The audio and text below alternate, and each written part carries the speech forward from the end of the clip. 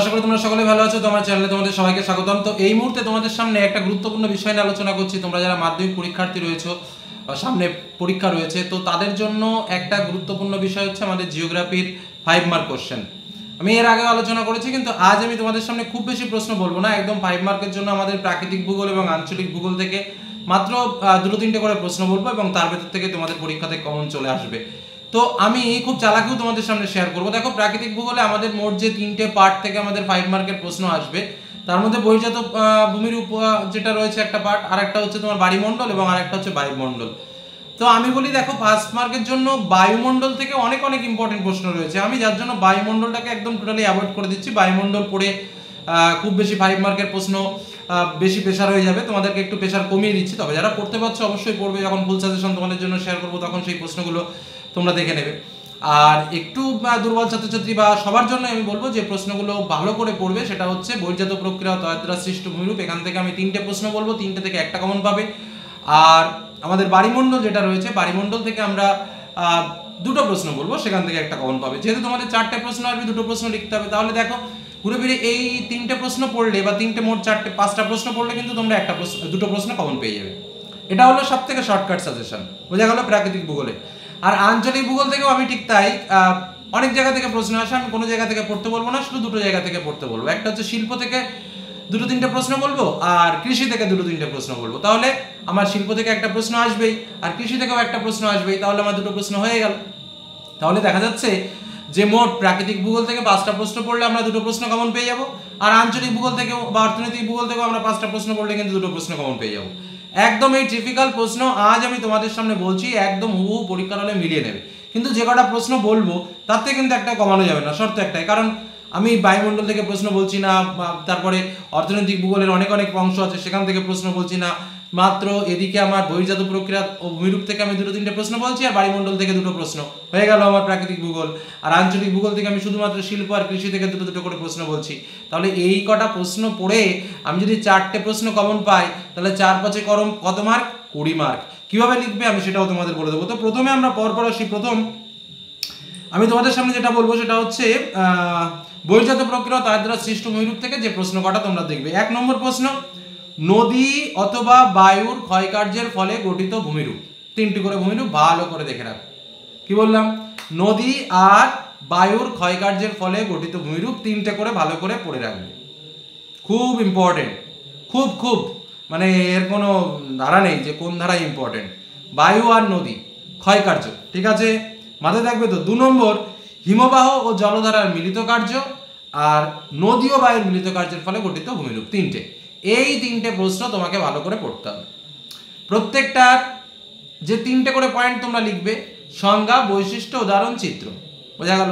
ধরো তোমাকে নদীর ক্ষয়কার্য বললো, তাহলে নদীর ক্ষয়কার্যের ফলে কি কি ভূমিরূপ তৈরি হয়? নদীর ক্ষয়কার্যের ফলে তুমি আয়াকৃতি, বিয়াকৃতি বলতে পারো, তুমি জলপ্রপাত বলতে পারো, বা এবার জলপ্রপাতের মধ্যে র্যাপিড কাস্কেড, ক্যাটারাক্ট, সেগুলো বলতে পারো।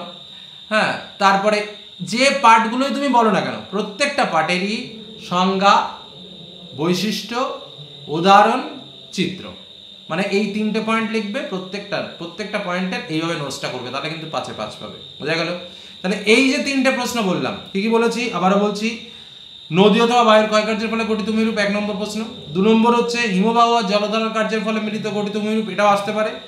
আর নদী বায়ুর মিলিত কার্য, আমার ব্যক্তিগতভাবে মনে হয় যেটা প্রথম বললাম, নদী অথবা বায়ুর ক্ষয়কার্য, এটাই আসবে। কিন্তু প্রশ্ন যদি একটু টার্নিং করে, ঘুরিয়ে ফিরিয়ে করে, তাহলে নিচের যে দুটো বললাম, অর্থাৎ হিমবাহ আর জলধারার মিলিত কার্য আর নদী ও বায়ুর মিলিত কার্য, বলা যায় না, যে কারণে দেখে রাখতে বলেছি। কিন্তু আশা করি মানে 80% চার্জ হচ্ছে প্রথম যে প্রশ্নটা বললাম, যে নদী অথবা বায়ুর ক্ষয়কার্য। ব্যাস এইটুকু পড়লে তুমি কটা প্রশ্ন পেলে? একটা প্রশ্ন পেলে। কতটা খুব ভালোভাবে বুঝবে। তাহলে কটা প্রশ্ন বললাম? 3টে বললাম, 3টের ভিতরে একটা পেলে। আর যেটা বলবো সেটা হচ্ছে বায়ুমণ্ডল থেকে বলবো। বায়ুমণ্ডল থেকে কিন্তু আমি কোনো প্রশ্ন বলছি না, বায়ুমণ্ডল থেকে আমি টোটালি বাদ দিয়ে দিচ্ছি। একটা চালাকি বলি, বায়ুমণ্ডল থেকে তুমি যদি মনে করো যে তুমি 2 মার্কের প্রশ্নও পড়বে না, তুমি 3 মার্কের প্রশ্নও পড়বে না, তুমি 5 মার্কের প্রশ্নও পড়বে না, কিচ্ছু যায় আসে না। একটা ক্লু বলে রাখলাম, কারণ বায়ুমণ্ডল চ্যাপ্টারের প্রত্যেকটা প্রশ্নে যে কটা প্রশ্ন থাকবে, প্রত্যেকটা প্রশ্নে অর থাকে। অর্থাৎ কেউ যদি মনে করো আমি একটা চ্যাপ্টার কম পড়বো, কিছু যায় আসে না। হ্যাঁ, শর্টের জন্য একটু পড়তে হবে। এবার আসি বায়ুমণ্ডল। বায়ুমণ্ডল থেকে যে প্রশ্নগুলো পড়বে খুব ভালো করে, প্রথম প্রশ্ন, সমুদ্র স্রোত সৃষ্টির কারণ। এই প্রশ্নটা সমুদ্র স্রোত সৃষ্টির কারণ, বা প্রশ্নটাকে একটু ঘুরিয়ে দিতে পারে, সমুদ্র স্রোত সৃষ্টির নিয়ন্ত্রকগুলো কি কি। তো এই প্রশ্নটা কিন্তু ভালো করে পড়বে, ছোট্ট প্রশ্ন। আর একটা প্রশ্ন, পৃথিবীব্যাপী সমুদ্র স্রোতের প্রভাব।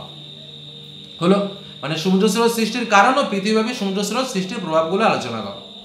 আর একটা প্রশ্ন যেটা হচ্ছে জোয়ার ভাটার প্রভাব সম্পর্কে আলোচনা করো, ব্যাস কমপ্লিট। এই কটা প্রশ্ন পড়লে তুমি প্রাকৃতিক ভূগোলে দুটো প্রশ্ন ইজিলি কমন পেয়ে যাচ্ছ, একদম ফুল রিল্যাক্সে তুমি কমন পাবে। বোঝা গেল কি বললাম? নেক্সট আর একটা বলি, এবার হয়ে গেল আমাদের প্রাকৃতিক ভূগোল শেষ হয়ে গেল। তাহলে প্রাকৃতিক ভূগোলে 4টে প্রশ্ন আসবে, আমি মোট প্রশ্ন 5টা বলেছি, তার মধ্যে তোমাদের 2টো লিখতে হবে। আর যে কটা বললাম এই কটা পড়লে দুটোই কমন পাবে, 100% লিখে রাখো, 100% লিখে রাখো। নেক্সট এবার আমরা চলে যাব অর্থনৈতিক ভূগোল।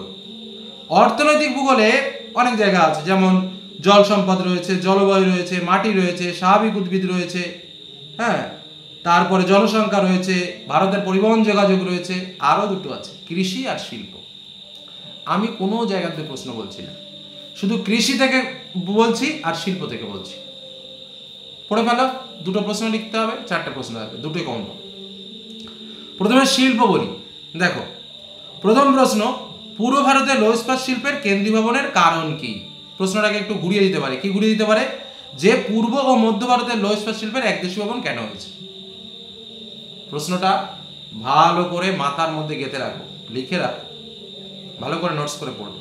8টা বৈশিষ্ট্য দিয়ে, চিত্র দিয়ে, 8টা বৈশিষ্ট্য বলছে, 8টা পয়েন্ট করে চিত্র দিয়ে উত্তরটা লিখবে। 2 নম্বর প্রশ্ন যেটা বলছি, ভারতের পশ্চিমাঞ্চলে পেট্রোরসায়ন শিল্পের কেন্দ্রীয় ভবনের কারণ কি? 3 নম্বর প্রশ্ন যেটা বলছি, পশ্চিম ভারতে কার্পাস বয়ন শিল্পের একদেশী ভবন বা কেন্দ্রীয় ভবনের কারণ কি? কমপ্লিট। এই 4টে বড় একটা পাবা, গ্যারান্টি সহকারে পাবো। আবার বলবো প্রশ্নগুলো। প্রথম প্রশ্ন, পূর্ব ভারতের লৌহ ইস্পাত শিল্পের কেন্দ্রীয় ভবনের কারণ, অথবা পূর্ব মধ্য ভারতের লৌহ ইস্পাত শিল্পের একদেশীয় ভবনের কারণ, একই প্রশ্ন, একই অ্যান্সার। নেক্সট, পশ্চিমাঞ্চলে পেট্রোরসায়ন শিল্পের কেন্দ্রীয় ভবনের কারণ। নেক্সট, পশ্চিম ভারতে কার্পাস বয়ন শিল্পের একদেশীয় ভবন বা কেন্দ্রীয় ভবন ঘটেছে কেন? হয়ে গেল একটা প্রশ্ন, 3টে পড়লে একটা ভালো। আর একটা প্রশ্ন যেটা আমি বলবো সেটা হচ্ছে কৃষি থেকে। কৃষি থেকে একটা অনুকূল পরিবেশ কিন্তু আমরা পাবো। কোনটা পাবো গ্যারান্টি দিয়ে কেউ বলতে পারবে না। তুমি ধান পড়ে যাবে, তুমি পরীক্ষাতে চা পেয়ে যাবে, আগের বছর গম এসেছিল। তো এবার কি কি আসতে পারে আমি প্রথম বলে দিই, ধান, চা, কফি, ইক্ষু আর কার্পাস। ধান, চা, কফি, ইক্ষু আর কার্পাস। ধান, চা, কফি, ইক্ষু আর কার্পাস। চা কফি প্রায় একই উত্তর, শুধুমাত্র বৃষ্টিপাতের একটু পার্থক্য।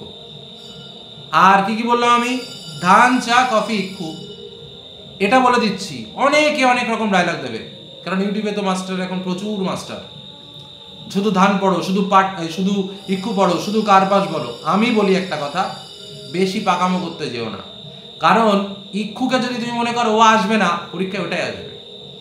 এই জন্য এই যে 4টে আমি বলছি, অর্থাৎ গম বাদে তোমার ধান, চা, কফি, ইক্ষু এবং কার্পাস, এই 5টারই, বা 4 কফি 1, ওটাকে আমরা আলাদা করে পড়তে বলি না, শুধু একটা পয়েন্ট মনে রাখলে হয়ে যায়। তো এ কটা পড়লে তুমি একটা পাবে, অর্থাৎ এ কটার অনুকূল ও ভৌগোলিক পরিবেশটা জেনে রাখবে, চিত্রসহ পয়েন্ট করে লিখবে, ব্যাখ্যামূলক যেন সুন্দর হয় ব্যাখ্যা, তথ্যভিত্তিক লিখবে, ফুল মার্কস পাবে। এই হলো আমাদের 20তে 20 পাওয়ার একদম সাজেস্টিভ সাজেশন। এর থেকে কম যদি কেউ পড়ে পরীক্ষার হলে যাও, সে তার ওন রিস্কে যাবে। এটুকু বলে আজকের আলোচনা শেষ করলাম। ভালো যদি চাও, নিজের ভালো যদি চাও, ভালো রেজাল্ট করতে চাও, ভূগোলে 5 মার্কের প্রশ্ন যদি কমন পেতে চাও, এই কটা প্রশ্ন রেডি করে ফেলো। ধন্যবাদ।